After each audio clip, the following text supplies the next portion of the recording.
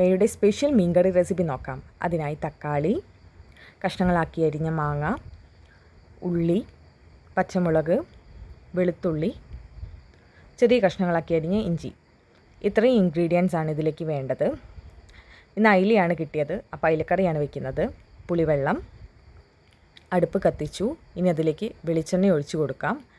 വെളിച്ചെണ്ണ നന്നായി മൂത്ത് വരുമ്പോൾ അതിലേക്ക് ഉള്ളി ഇട്ടു. ഇനി അത് നന്നായി വഴറ്റി കൊടുക്കണം. ഒരു ബ്രൗൺ കളർ ആവുന്നവരെ വഴറ്റിയെടുക്കണം.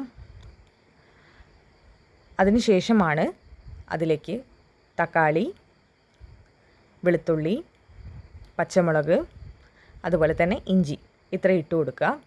എന്നിട്ട് അത് നന്നായി വഴറ്റി അത് വെന്ത് ആവുന്നവരെ വഴറ്റിയെടുക്കുക. ഏകദേശം നന്നായി ആയി വന്നിട്ടുണ്ട്. ഇനി അതിലേക്ക് മസാല ഇടാം. മുളക് പൊടി അത് ആവശ്യത്തിനാണ്, എരിവൊക്കെ അനുസരിച്ച് ഇട്ട് കൊടുക്കാം. മഞ്ഞൾപ്പൊടി, പിന്നെ കൂടാതെ മല്ലിപ്പൊടി ഇടുന്നുണ്ട്.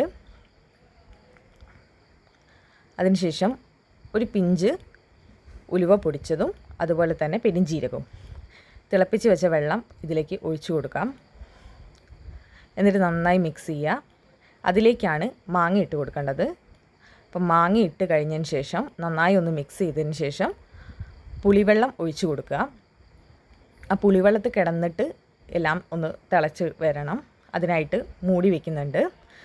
തീയും കുറച്ച് കൂട്ടി വെച്ച് കൊടുക്കാം. അങ്ങനെ നന്നായി തിളച്ച് വന്നത് അതിലേക്ക് കുറച്ച് ഉപ്പ്, കറിവേപ്പില, അതുപോലെ തന്നെ കുരുമുളക് പൊടി, അത്യാവശ്യം നല്ല എരിവ് വേണ്ടവർക്ക് ഇടാം, അല്ലാത്തവർക്ക് ഒഴിവാക്കാം. അതിലേക്ക് ഇനി അയില ചേർത്ത് കൊടുത്തിട്ടുണ്ട്.